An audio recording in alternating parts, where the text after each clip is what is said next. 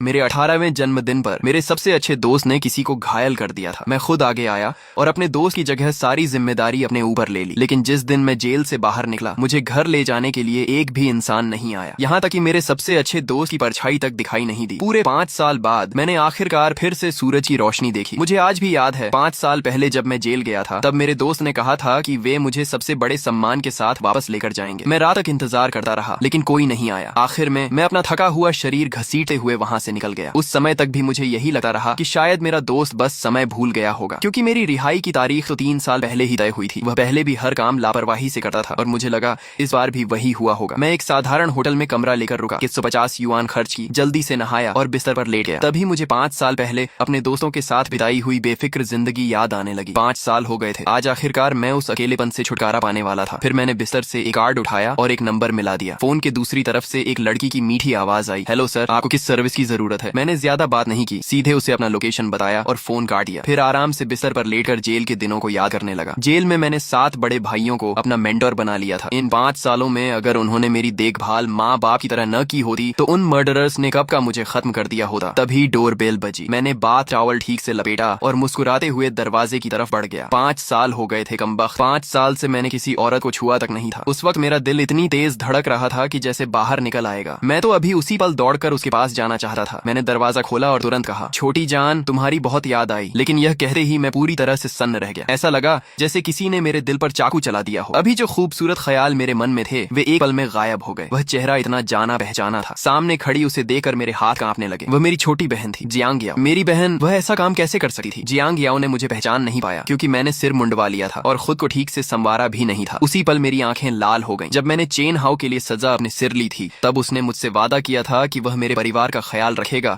और कभी उन्हें तकलीफ नहीं होने देगा। लेकिन अब क्या हुआ? मेरे हाथ में पकड़ी सिगरेट बेबस होकर जमीन पर गिर गई। मेरा पूरा शरीर सुन्न पड़ गया। तभी जियांग याओ को भी शायद मेरी पहचान का अंदाजा हो गया। मैं लाल आंखों के साथ उसके पास गया और कहा, याओ याओ, माफ कर दो, माफ कर दो। तुम्हारा बड़ा भाई तुम्हारी रक्षा नहीं कर पाया। मेरी बात खत्म होते ही उसकी आंखों से आंसू नदी की तरह बहने लगे। इन 5 सालों में मैं हमेशा यही सोचता रहा कि वह अच्छी जिंदगी जी रही होगी। मैं समझता रहा कि चेन हाओ और लियू छिन ने मेरी जगह सब जिम्मेदारियां निभाई होंगी। लेकिन तभी जियांग याओ ने रोते हुए कहा, भैया, और दौड़कर मुझसे लिपट गई। भैया, आपको नहीं पता, जिस दिन आप जेल गए थे, उसके बाद चेन हाओ और लियू छिन दीदी ने कभी मेरी परवाह नहीं की। मुझे उसकी बात पर यकीन नहीं हुआ। मुझे लगा कि वह भावनाओं में बह रही है। मैंने उसके सिर पर हाथ फेरा और धीरे से कहा, याओ याओ, डरो मत, तुम्हारा भाई वापस आ गया है। जब तक तुम्हारा भाई जियांग चेंग जिंदा है, कोई तुम्हें हाथ नहीं लगा सकता। वह रोते हुए बोली, भैया, मुझे आपकी बहुत याद आती थी। उन्होंने मुझे कभी आपसे मिलने भी नहीं दिया। इस समय मेरे आंसू मेरे कपड़ों को भिगो चुके थे। जियांग याओ 5 साल का सारा दर्द और अपमान बाहर निकाल रही थी। हमारे माँ बाप नहीं थे। हम बचपन से एक दूसरे का सहारा बनकर बड़े हुए थे। हमेशा से मैं, जियांग चेन, उसकी सबसे बड़ी ताकत था। लेकिन मेरे जेल जाने के बाद उसका वह सहारा भी छिन गया। अगर चेन हाओ और बाकी लोगों ने उसकी मदद नहीं की,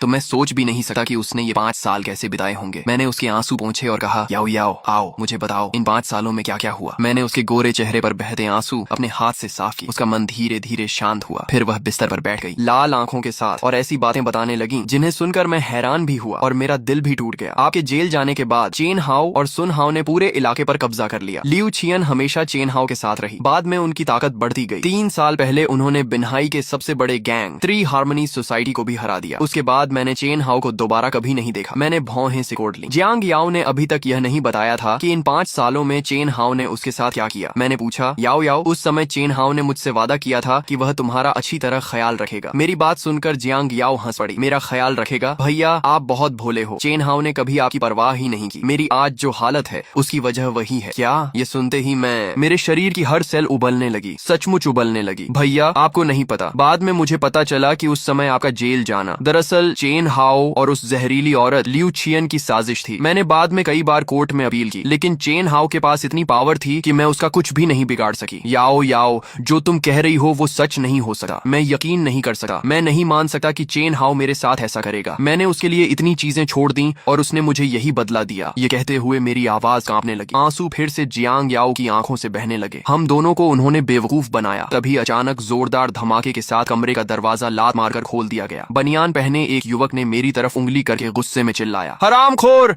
मेरी गर्लफ्रेंड के साथ कमरा लेने की हिम्मत कैसे हुई? मरना है क्या? मैंने अचानक सिर उठाकर उसकी तरफ देखा। उसी पल मेरे दिमाग में 3 शब्द चमके, हनी ट्रैप। मैं भी कुछ पल के लिए हैरान रह गया। इससे पहले कि मैं कुछ समझ पाता, जियांग याओ का चेहरा लाल हो गया और वह तुरंत उठकर उस युवक के पास गई। यूनिंग भैया, माफ कर दीजिए, ये मेरे बड़े भाई हैं। जियांग याओ की बात बात सुनते ही मुझे सब समझ आ गया। ये लोग लोगों को फंसाकर पैसे ऐंठने का धंधा करते थे, लेकिन आज गलती से इनके सामने मैं आ गया था। वह युवक भी कुछ देर तक मुझे घूरता रहा, फिर उसने जियांग याओ की तरफ देखा। जियांग याओ ने दांत भींचकर सिर हिला दिया। मैं साफ देख सकता था कि वह डरी हुई थी। अगले ही पल वह युवक आग बबूला हो गया और उसने सीधे जियांग याओ के चेहरे पर एक थप्पड़ जड़ दिया। मेरा दिल ऐसे दर्द करने लगा जैसे किसी ने उस पर चाकू चला दिया हो। मैं सोच भी नहीं सकता था कि इन 5 सालों में जियांग याओ ने क्या क्या सहा होगा। मेरे शरीर का खून खौलने लगा, मेरी आंखें लाल हो गईं और मेरी मुठियां कस गईं। जब मैं जियांग चेंग उसके साथ था तब किसी की हिम्मत नहीं होती थी कि उसे परेशान करे, लेकिन अब मिंग भैया माफ कर दीजिए, मैं आपसे हाथ जोड़ती हूँ, इस बार मुझे और मेरे भाई को छोड़ दीजिए। लेकिन माँ मिंग का चेहरा और भी डरावना हो गया। उसने ठंडी आवाज में कहा, जियांग याओ, तुम मुझे क्या समझती हो? तुम्हें पता है कितने समय से तुम कोई ग्राहक नहीं लावाई हो। आज मुझे फर्क नहीं पड़ता कि ये कौन है। 3000 युआन दिए बिना यहाँ से कोई नहीं जाएगा। ये कहते हुए उसने फिर से हाथ उठाया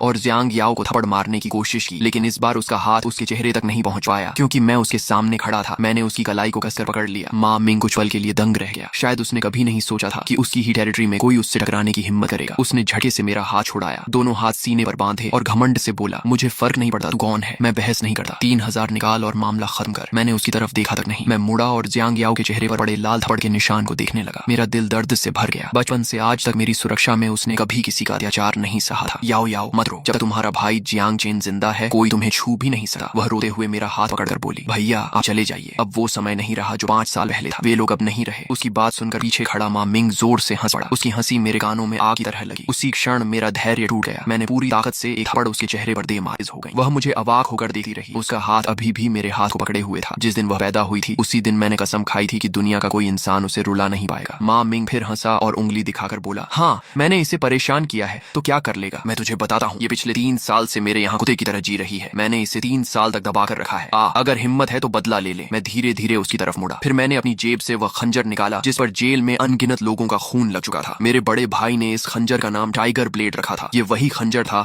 जो उसने मुझे दिया था। माँ मिंग ने उसे देकर भी घमंड से कहा, क्या करेगा, मुझे चाकू मारेगा? वह मेरे पास आया, अपने पेट पर हाथ मारा और बोला, चल मार, देखता हूँ कितनी हिम्मत है। बाहर जब मैं लोगों को काटता था तब तू पता नहीं कहाँ छिपा बैठा था, चल मार मुझे। उसके दिल में पूरा यकीन था कि मैं सिर्फ डराने की कोशिश कर रहा हूँ। मैंने जियांग याओ के बालों पर हाथ फेरा और मुस्कुरा कर कहा, याओ याओ, इन 5 सालों में तुमने जितने भी अपमान और दर्द सहे हैं मैं उनका हिसाब एक एक करके चुकाऊंगा। यह कहकर मैंने खंजर को पूरी ताकत से आगे धकेल दिया। छपाक, खंजर सीधा उसके पेट में ढंस गया। खून फव्वारे की तरह बाहर निकलने लगा। एक पल में माँ मिंग का चेहरा सफेद पड़ गया। उसने कभी नहीं सोचा था कि मैं सचमुच वार कर दूंगा। तू मरना चाहता है क्या? तुझे पता है मैं कौन हूँ? तुझे पता है ये इलाका किसका है? तभी जियांग याओ घबरा कर चिल्लाई, भैया बस कीजिए और मत मारिए, आप अभी अभी जेल से निकले हैं। अगर आप फिर अंदर चले गए तो मेरा ख्याल कौन रखेगा? इन 5 सालों में मैंने कितना दुख सहा है आपको पता भी है। उसकी बात सुनते ही मेरी आंखें फिर भर आईं। मेरे हाथ कांपने लगे। मेरे हाथ से खंजर गिरकर जमीन पर जा पड़ा। याओ याओ माफ करना।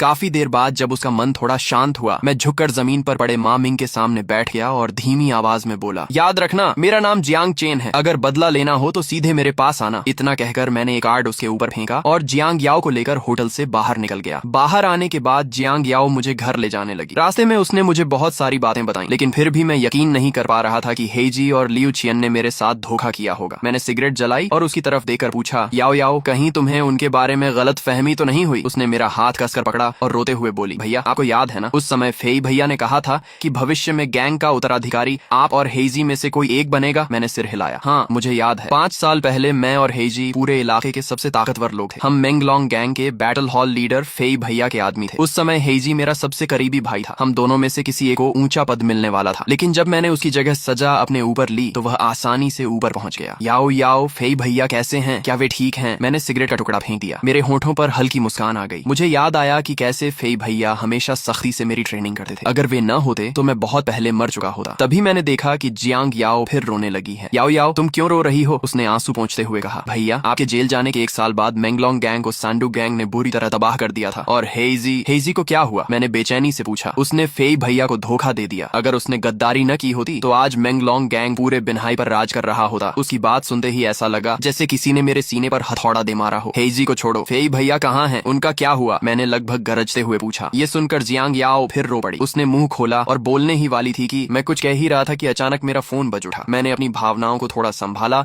और कॉल रिसीव की। खराब मूड में मैंने कहा, कौन है? दूसरी तरफ से एक अजीब और तंज भरी आवाज आई, जियांग चेन कैसे हो? उस आवाज को सुनते ही मेरा दिल सिमट गया। मैंने जवाब दिया, मैं ही जियांग चेन हूँ, तुम कौन हो? दूसरी तरफ से हंसी सुनाई दी। अभी अभी तूने मेरे छोटे भाई को पीटा है और पूछ रहा है कि मैं कौन हूँ। ये सुनते ही मुझे तुरंत समझ आ गया कि मामला क्या है। मैंने कड़वी मुस्कान के साथ कहा, ठीक है, बताओ इस मामले को कैसे सुलझाना चाहते हो। सामने वाले ने ठंडे स्वर में कहा, कल सुबह 8 बजे 5 स्टार स्ट्रीट के नंबर 2 मिडिल स्कूल में मैं स्पोर्ट्स ग्राउंड पर तुम्हारा इंतजार करूंगा। मैंने एक सिगरेट जलाई और धीमे से पूछा, अगर मैं नहीं आया तो? दूसरी तरफ की आवाज अचानक खतरनाक हो गई। मुझे पता है तुम्हारी एक बहन है जिसका नाम जियांग याओ है। मेरे बॉस का नाम हो यानतांग यानी फागे है। अगर तुम नहीं आए तो अंजाम क्या होगा ये तुम्हें अच्छी तरह पता है। मेरे फोन पर उस आदमी का नाम सुनते ही मेरे मन में एक ख्याल आया, हो यानतांग का फागे, क्या वो श्याओ फा हो सकता है? वही चेन फा जो कभी मेरा छोटा भाई हुआ करता था। लगता है यह लड़का अब काफी आगे बढ़ चुका है, यहाँ तक कि हो यानतांग का बॉस बन गया है। तभी फोन के दूसरी तरफ की आवाज और भी ठंडी हो गई। मैं जो बोल रहा हूँ सुनाई नहीं दे रहा क्या? मैंने शांत स्वर में जवाब दिया, ठीक है, मैं समय पर पहुंच जाऊंगा। मेरी बात खत्म होते ही उधर से मजाक उड़ाने वाली हंसी सुनाई दी। मेरे आदमी पर हाथ उठाने की हिम्मत की है तूने, हरामखोर, कल मैं तुझे सिखाऊंगा कि दुनिया में कैसे जीते हैं। इस वॉकिंग स्ट्रीट इलाके में आज तक किसी ने भागे की, लेकिन उसकी बात पूरी होने से पहले ही मैंने फोन काट दिया। जियांग याओ ने मेरी तरफ देखा और पूछा, भैया किसका फोन था? मैं मुस्कुराया और उसके बाल सहलाते हुए बोला, कुछ नहीं, बस एक पुराना दोस्त था। सच कहूं तो मैं नहीं चाहता था कि जियांग याओ इन सब झगड़ों में फंसे। मुझे पता था कि इन 5 सालों में उसने जितना दुख झेला है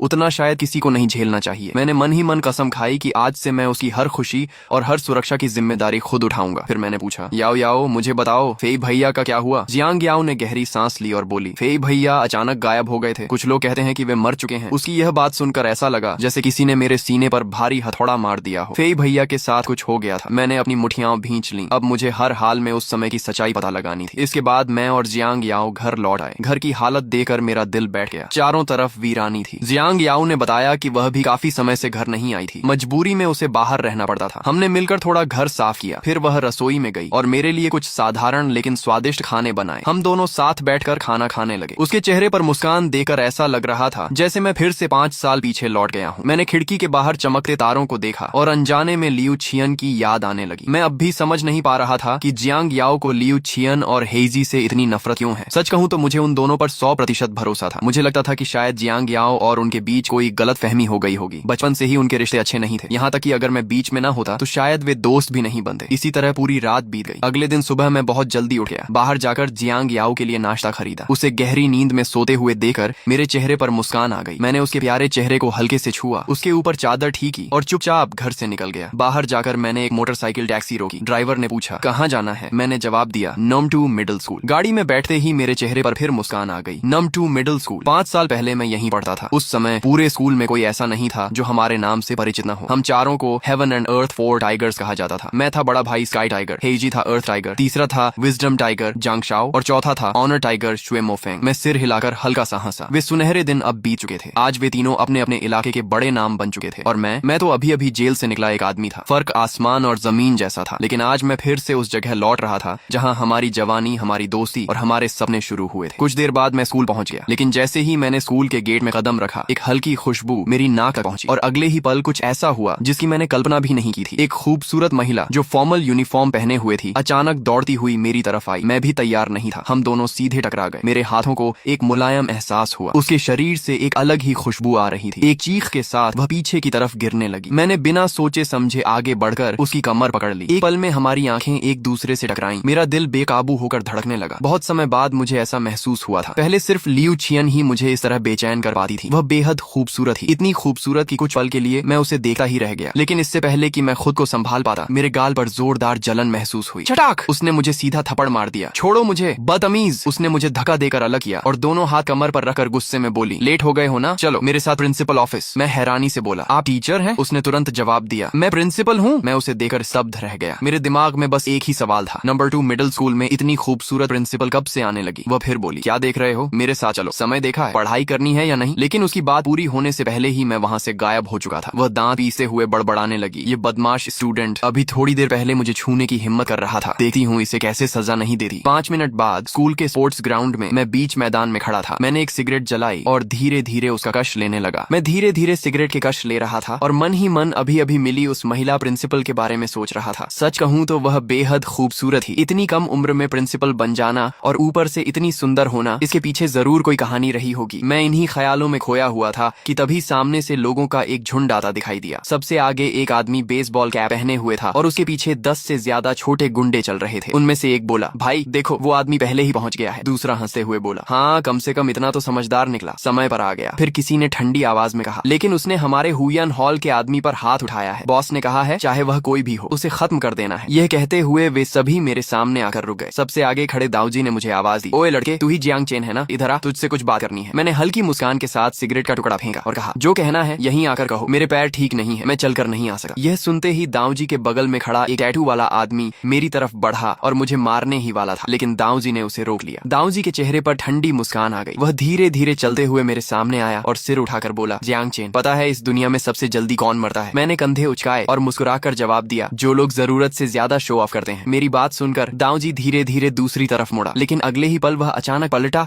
और पूरी ताकत से मेरे चेहरे पर थप्पड़ मारने की कोशिश की। लेकिन ऐसी चालें तो मैं जेल में हजारों बार देख चुका था। मैंने एक कदम पीछे हटकर उसका वार आसानी से बचा लिया। दाऊजी के चेहरे पर हैरानी छा गई। फिर वह हंस पड़ा और बोला, अच्छा तो तुझमें थोड़ा दम भी है। उसने मुझे घूरते हुए कहा, तूने मेरे छोटे भाई मा मिंग को चाकू मारा है, अब बता इस मामले का क्या करना चाहिए? मैंने बेपरवाही से कहा, पहले तुम बताओ, मैं सुन रहा हूँ। तभी टैटू वाला आदमी आगे आया। उसके चेहरे पर खतरनाक मुस्कान थी। उसने कहा, हमारे हुयन हॉल का रूल है, तुझे अपने हाथों की 6 उंगलियां और पैरों की 6 उंगलियां छोड़नी होंगी और अपनी बहन जियांग याओ को हमारे हवाले करना होगा। आज रात उसे फिर से ग्राहक सर्व करने हैं। उसकी ये बात सुनते ही मेरी मुठ्ठियां कस गईं। मैं एक कदम आगे बढ़ा और उसकी कॉलर पकड़ ली। फिर उसकी आंखों में देखते हुए एक एक शब्द बोलकर कहा, ध्यान से सुन ले, आज के बाद मेरी बहन जियांग याओ वह काम कभी नहीं करेगी। टैटू वाला आदमी तुरंत भड़क गया, हरामखोर, तू मौत को बुला रहा है। उसने मुड़कर मुका उठाया और मेरी तरफ झपटा, लेकिन तभी एक महिला की तेज आवाज गूंज उठी, यहाँ क्या हो रहा है? इतने सारे लोग यहाँ क्यों इकट्ठा हैं? लड़ाई करनी है क्या? सब तुरंत रुक जाओ वरना मैं सिक्योरिटी बुला लूंगी। मैं भी चौंक गया, क्योंकि जो महिला वहाँ आई थी वह और कोई नहीं बल्कि वही खूबसूरत प्रिंसिपल थी जिससे मैं थोड़ी देर पहले स्कूल के गेट पर टकराया था। दाऊजी ने अपना हाथ रोक लिया और चेहरे पर गंदी मुस्कान लाकर उसकी तरफ बढ़ा। उसके मुंह से तो जैसे लार टपकने वाली थी। प्रिंसिपल मैडम, आप मुझे ढूंढने आई हैं क्या? वह बेहयाई से बोला। अगर चाहें तो आज रात हम दोनों। लेकिन उसकी बात पूरी होने से पहले ही एक जोरदार आवाज आई, चटाक। प्रिंसिपल ने बिना झिझक उसके चेहरे पर थप्पड़ जड़ दिया। वह गुस्से से बोली, अपने आप को देखो, क्या तुम अभी भी स्टूडेंट कहलाने लायक हो? बदतमीज। ये देखकर टैटू वाला आदमी भी भड़क उठा। वह आगे बढ़ा और प्रिंसिपल का हाथ पकड़ लिया। फिर गुस्से से चिल्लाया, तू मरना चाहती है क्या? मैं अभी तेरा काम तमाम कर दूंगा। इतना कहकर उसने अपना हाथ उठाया और प्रिंसिपल को मारने की कोशिश की, लेकिन अगले ही पल मैं बिजली की तरह उसके सामने पहुंच गया। मैंने उसकी कलाई पकड़ ली और ठंडी मुस्कान के साथ कहा, क्लासमेट, क्या तुम्हें अपने टीचर्स की रिस्पेक्ट करना नहीं सिखाया गया? टैटू वाला आदमी पहले से ही मुझ पर गुस्सा था। अब मेरी बात सुनकर उसका गुस्सा और बढ़ गया। हरामखोर, लगता है तू जीने से तंग आ गया है। इतना कहकर उसने मुझे लात मारने की कोशिश की। मैंने तुरंत पीछे हटकर उसका वार बचा लिया। फिर बिजली जैसी तेजी से आगे बढ़ा और एक अपरकट सीधा उसकी तरफ दे मारा। धड़ाम, एक भारी आवाज गूंजी। मेरा मुक्का उसकी टांग के जोड़ पर जा लगा। टैटू वाला आदमी दर्द से चीख पड़ा और लड़खड़ाते हुए पीछे हटने लगा। मेरे पीछे खड़ी प्रिंसिपल कुछ पल तक कुछ बोल ही नहीं पाई। तभी बगल में खड़े दाऊजी की हंसी सुनाई दी। हाँ, कितना मजाकिया है, सच में बहुत मजाकिया। उसने मुझे घूरते हुए कहा, जियांग चेन, लगता है तुझे अपनी जान बहुत प्यारी नहीं है। ये कहते हुए उसने जेब से एक खंजर निकाल लिया। फिर टैटू वाले आदमी के कंधे पर हाथ रखकर बोला, जो भी हुयन हॉल के लोगों को छूता है उसका सिर्फ एक ही अंजाम होता है, मौत। उसने सिर उठाकर मेरी तरफ देखा और कहा, चूंकि तू अपनी 6 उंगलियां और 6 पैर की उंगलियां छोड़ना नहीं चाहता तो अब मरने के लिए तैयार हो जा। ये कहते हुए वह तेज कदमों से मेरी तरफ बढ़ने लगा। उसके लिए मेरे पीछे खड़ी प्रिंसिपल जैसे वहां थी ही नहीं। दाऊजी की बात सुनकर प्रिंसिपल का चेहरा सफेद पड़ गया। डर के मारे उसने अचानक मेरे कपड़ों को कसकर पकड़ लिया। मैं हल्का सा मुस्कुराया और पीछे मुड़कर उसकी तरफ देखा। सच कहूं तो वह वाकई बहुत खूबसूरत थी। उसका प्यारा चेहरा, गुलाबी होंठ और मुलायम त्वचा। डर के कारण उसका हाथ अब भी मेरी शर्ट पकड़े हुए था और वह छोड़ने की हिम्मत नहीं कर पा रही थी। मैं मुस्कुराया और फिर वापस दाऊजी की तरफ मुड़ा। सुना है तुम्हारे हुयन हॉल में कोई फागे है? मैंने शांत स्वर में कहा। उसे यहाँ बुलाओ। मेरी बात सुनते ही दाऊजी के चेहरे पर ठंडी मुस्कान आ गई। वह एक कदम आगे बढ़ा और मेरी कॉलर पकड़ ली। फिर गुर्राते हुए बोला, हमारे बॉस को बुलाना चाहता है? किस लिए? मेरे बगल में खड़ी प्रिंसिपल का दिल अचानक तेज धड़कने लगा। उसके मन में एक अजीब सी उम्मीद पैदा हो गई थी। अभी कुछ देर पहले तक जो लड़का उसे एक छोटा मोटा गुंडा लग रहा था, वह अचानक बिल्कुल अलग इंसान क्यों लगने लगा था? पता नहीं क्यों उसका दिल तेजी से धड़कने लगा और उसके गाल लाल हो गए। मैंने एक सिगरेट जलाई, गहरा कश लिया और दाऊजी की तरफ देखते हुए कहा, तुम्हारे उस आदमी को मैंने ही चाकू मारा था और इस आदमी को भी मैंने ही पीटा है। अब बताओ तुम क्या करना चाहते हो? जो भी करना है मैं तैयार हूँ। दाऊजी गुस्से से गरजा, तू मौत को बुला रहा है। मैं दाऊजी कसम खाता हूँ, अगर मैंने तुझे और तेरी बहन को खत्म नहीं किया तो मैं अपना एक हाथ खुद काट दूंगा। इतना कहकर वह डंडा उठाए मेरी तरफ बढ़ने लगा। उसके शरीर से गुस्से और हत्या की भावना साफ महसूस हो रही थी। लेकिन तभी अचानक उसका फोन बज उठा। उसने मुझे घूर कर देखा और फिर फोन निकाला। स्क्रीन देखते ही उसके चेहरे का रंग बदल गया। पल भर पहले का गुस्सा गायब हो चुका था। हेलो फागे, क्या बात है फागे? मैं यहाँ एक छोटा सा मामला संभाल रहा हूँ, थोड़ी देर में पहुँचता हूँ। जी फागे। लेकिन उसकी बात पूरी भी नहीं हुई थी कि मैंने आगे बढ़कर उसका हाथ पकड़ लिया और गरज कर कहा, उसे बता, जियांग चेन उसे ढूंढ रहा है। हरामखोर, तू कर क्या रहा है? दाऊजी ने गुस्से से मुझे घूरा और मेरा हाथ झटक दिया। तुझे पता भी है मैं किससे बात कर रहा हूँ? लेकिन अगले ही पल उसका चेहरा फिर बदल गया। वह तुरंत सिर झुकाकर फोन पर बोला, फागे, अभी एक बेवकूफ लड़का बकवास कर रहा था, आप नाराज मत होइए। अचानक फोन के दूसरी दूसरी तरफ से कुछ ऐसा कहा गया कि दाऊजी के चेहरे की मुस्कान गायब हो गई। वह फोन पकड़े पकड़े धीरे धीरे मेरी तरफ मुड़ा। उसके पैर तक कांपने लगे। भागे। आप क्या कह रहे हैं? उसकी आवाज तक कांप रही थी। फिर उसने फोन मेरी तरफ बढ़ा दिया। भागे, आपसे बात करना चाहते हैं। मैंने ठंडी मुस्कान के साथ फोन लिया। मैंने कुछ नहीं कहा, लेकिन दूसरी तरफ से आवाज आई, अभी दाऊजी ने बताया कि तुम्हारा नाम जियांग चेन है। भाई, कुछ नाम ऐसे होते हैं जिनकी नकल नहीं की जा सकती। मैं मुस्कुराया। दाऊजी और उसके लोगों की तरफ देखा और बोला, हाँ शाओफा, मेरे नाम की नकल करने की हिम्मत किसी में नहीं है। मेरी बात सुनते ही उधर सन्नाटा छा गया। कुछ सेकंड बाद अचानक उत्साहित आवाज आई, चेन भैया, सच में आप हैं? उसकी आवाज कांप रही थी। चेन भैया, आप कब बाहर आए? मुझे कैसे नहीं पता चला? आप अभी कहाँ हैं? मैं तुरंत आपको लेने आता हूँ। मेरे छोटे भाई नियम नहीं जानते। चेन भैया, कृपया नाराज मत होना। फोन पर शाओफा की आवाज सुनकर मैं मुस्कुरा दिया। सच कहूँ तो दिल थोड़ा भावुक हो गया था। शाओफा, अभी आने की जरूरत नहीं है। आज रात समय निकालते हैं, बैठकर बात करेंगे। जगह तुम तय कर लेना। उधर से चेन फा तुरंत बोला, चेन भैया, आज रात मैं पुराने सारे भाइयों को बुलाऊंगा, हम सब मिलकर बैठेंगे। ठीक है। मैंने फोन काटा और वापस दाऊजी को दे दिया। अब दाऊजी की आंखों में सिर्फ डर और पछतावा था। फोन लेते ही दूसरी तरफ से फिर जोरदार चीख सुनाई दी, दाऊजी बेवकूफ, क्या तुझे जीना नहीं है? तुझे पता भी है जियांग चेन कौन है? वो 4 साल पहले मेरा बड़ा भाई था। अगर वो ना होता तो मैं कब का मर चुका होता। सुन, अभी इसी वक्त चेन भैया से माफी मांग। अगर उन्होंने तुझे माफ नहीं किया तो तेरी खैर नहीं। यह सुनते ही दाऊजी का चेहरा सफेद पड़ गया। फोन कट गया। दाऊजी कुछ पल तक स्तब्ध खड़ा रहा और फिर मेरी तरफ देखने लगा। अभी थोड़ी देर पहले वही आदमी कह रहा था कि अगर मुझे खत्म न कर पाया तो अपना हाथ काट देगा, लेकिन टैटू वाला आदमी अभी तक कुछ नहीं समझ पाया था। वह गुस्से में गाली देता हुआ मेरी तरफ बढ़ा, साला, आज तो तुझे खत्म करके ही दम लूंगा। इस वॉकिंग स्ट्रीट इलाके में कौन है जो मुझे रोक सके?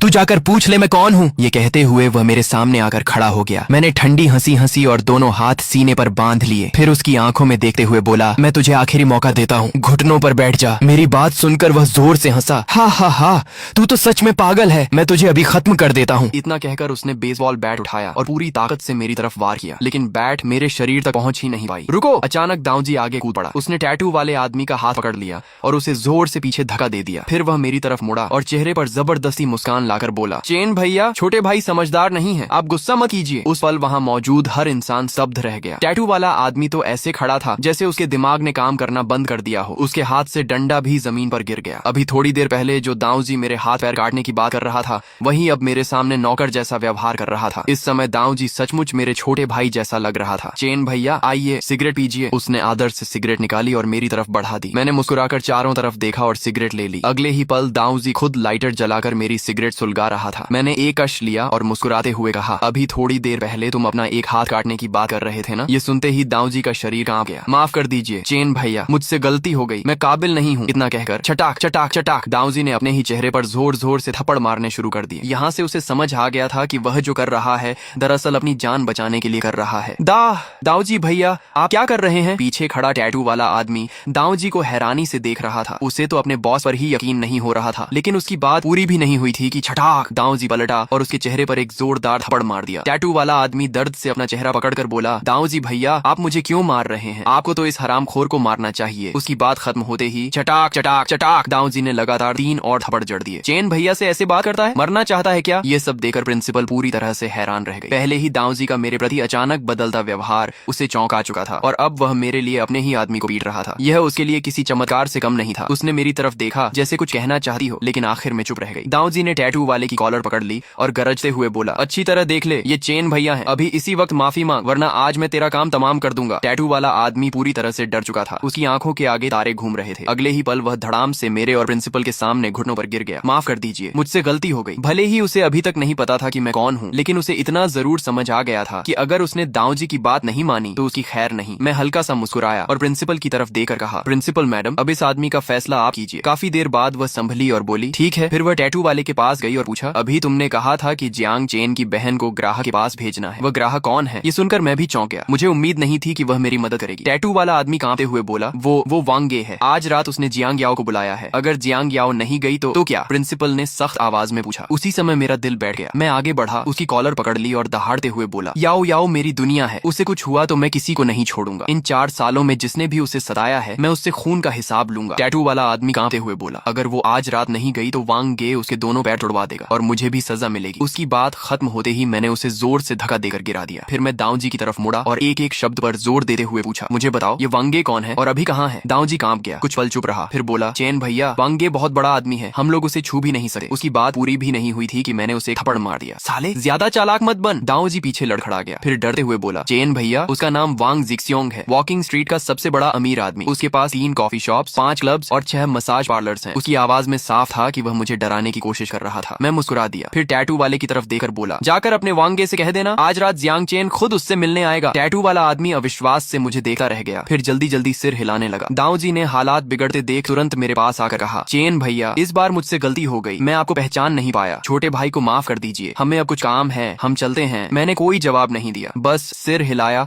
और जेब से सिगरेट निकाल कर जला ली। तभी पीछे से प्रिंसिपल की नाराज आवाज आई, बस करो, सिगरेट पी पी कर खुद को मारोगे क्या। वह मेरे पास आई और मेरे मुंह से सिगरेट खींच कर फेंक दी, फिर गुस्से में बोली, तुम्हें अंदाजा भी है कि अभी तुमने क्या किया है। जानते हो वांग जिक्स्योंग कौन है? हमारे एजुकेशन ब्यूरो का डायरेक्टर तक उससे सिर झुकाकर बात करता है। उसके पास इतना पैसा है कि वह तुम्हें खरीद सकता है। एजुकेशन ब्यूरो का नाम सुनकर मैं हंस पड़ा। मैंने उसके कंधे पर हाथ रखकर कहा, प्रिंसिपल मैडम, मुझे लगता है आप मुझसे ज्यादा परेशान हैं। उसने मुझे घूरा और बोली, तुमसे बात करना ही बेकार है, बस इतना ध्यान रखना कि आज रात कहीं कोई तुम्हें कुत्तों को न खिला दे। फिर उसने कहा, अच्छा बताओ तुम किस क्लास के स्टूडेंट हो, मुझे अब जाना है। मैं मुस्कुराया और बोला, असल में मैं इस स्कूल का स्टूडेंट ही नहीं हूँ, मैं अभी अभी जेल से बाहर आया हूँ। मेरी बात सुनकर उसके चेहरे पर पहले हैरानी आई, लेकिन अगले ही पल वह गंभीर हो गई। वह मेरे सामने आई और बोली, अपना फोन नंबर दो। मैंने शरारती अंदाज में कहा, क्या बात है, मुझे लाइन मार रही हो? उसने आंखें तरेरते हुए कहा, सपने देखना बंद करो, मैं सिर्फ यह देखना चाहती हूँ कि तुम कल तक जिंदा रहते हो या नहीं। मैं हंस पड़ा। सच कहूँ तो किसी लड़की का नंबर मांगने का यह सबसे अजीब तरीका था जो मैंने कभी देखा था। आखिर हमने एक दूसरे के नंबर एक्सचेंज किए और वह चली गई। उस समय मुझे बिल्कुल अंदाजा नहीं था कि यह औरत मेरी जिंदगी में कितनी अहम बनने वाली है। कई बार मैं उसके लिए पागल होने वाला था और कई बार उसके लिए पूरी दुनिया छोड़ने वाला था। उसकी खूबसूरत परछाई को दूर जाते हुए देखकर मैं मुस्कुराया, फिर एक और सिगरेट जलाई और भीड़ के बीच से चलता हुआ निकल गया। चलते चलते मुझे 4 साल पहले के नंबर 2 मिडिल स्कूल के 4 टाइगर्स याद आ गए। समय बदल चुका था, आज वे तीनों कहाँ थे? सच कहूँ तो वॉकिंग स्ट्रीट में मेरे बहुत से जानने वाले थे, लेकिन अब मुझे नहीं पता था कि उनसे संपर्क कैसे करूं। ऐसा लग रहा था जैसे बिनहाई शहर पूरी तरह बदल चुका हो। तभी मैंने देखा कि शाम हो चुकी है। मैंने फोन निकाला और याओ याओ को मैसेज भेजा, याओ याओ आज रात खाना मत बनाना, मैं बाहर से कुछ अच्छा लेकर आ रहा हूँ। मैसेज भेजने के बाद मैं एक रेस्टोरेंट गया और जेब में बचे थोड़े पैसों से कुछ खाने का सामान पैक करवाया। करीब रात के 2 बजे मैं घर पहुंचा। हाथ में खाना था और चेहरे पर मुस्कान। मुझे यकीन था कि याओ याओ यह देकर बहुत खुश होगी, लेकिन दरवाजा खटखटाने के बाद भी किसी ने नहीं खोला। मैंने कई बार नॉक किया, फिर अचानक मेरे मन में बुरा ख्याल आया, कहीं कुछ हो तो नहीं गया। तभी सामने वाले घर का एक बूढ़ा आदमी बाहर निकला। उसने कहा, बेटा अब दरवाजा मत खटखटाओ, अंदर कोई नहीं है। मैं तुरंत उसकी तरफ मुड़ा। याओ याओ कहाँ है? बूढ़े ने गहरी सांस ली और कहा, वो बहुत अच्छी लड़की है, लेकिन अब शायद कभी वापस नहीं आएगी। मेरा दिल जैसे रुक गया। आपका क्या मतलब है? मेरे माथे से ठंडा पसीना बहने लगा। बूढ़ा बोला, जिसे भी बात यान ले जाता है वह कभी वापस नहीं आता। ये सुनते ही मैं पागलों की तरह चिल्लाया, बात यान कौन है? बूढ़े ने जवाब दिया, हुयान हॉल का आदमी। फिर उसने कहा, बेटा कोई बेवकूफी मत करना। लेकिन उसकी बात पूरी होने से पहले ही मैंने हाथ में पकड़ा खाना जमीन पर फेंक दिया और दौड़ पड़ा। बूढ़ा पीछे से चिल्लाया, रुको मेरी बात तो सुनो। फिर उसने जमीन पर बिखरे खाने को देखा और अफसोस से सिर हिलाया। इतना अच्छा खाना सब बर्बाद हो गया। लेकिन उस समय मेरे दिमाग में सिर्फ एक ही बात थी, बात यान को ढूंढना और याओ याओ को बचाना। मुझे नहीं पता था कि कहाँ जाना है। मैं सड़क पर दौड़ा और एक टैक्सी रोक ली। टैक्सी मेरे सामने रुकी और मैं तुरंत अंदर बैठ गया। ड्राइवर ने मेरी घबराई हुई हालत देखकर पूछा, कहाँ जाना है? मैं जोर से चिल्लाया, मुझे बात यान के पास ले चलो जल्दी। मेरी बात सुनते ही ड्राइवर वहीं का वहीं जम गया। ना नहीं भाई, मैं ये राइड नहीं करूंगा, तुम जल्दी से गाड़ी से उतर जाओ। ड्राइवर ने मुझे घूरते हुए कहा, इस वॉकिंग स्ट्रीट में ऐसा कौन है जो बातियान को नहीं जानता? वह ऐसा आदमी है जो लोगों को खत्म कर देता है और किसी को पता तक नहीं चलता। यहाँ तक कि पुलिस स्टेशन के चीफ जांग भी उससे डरते हैं। तुम्हें इतनी जल्दी में देखकर लग रहा है कि तुम बातियान से पंगा लेने जा रहे हो, ये तो अपनी मौत को बुलाना है। ड्राइवर को अपनी बात पर अड़ा देकर मैंने अपनी टाइगर ब्लेड निकाल ली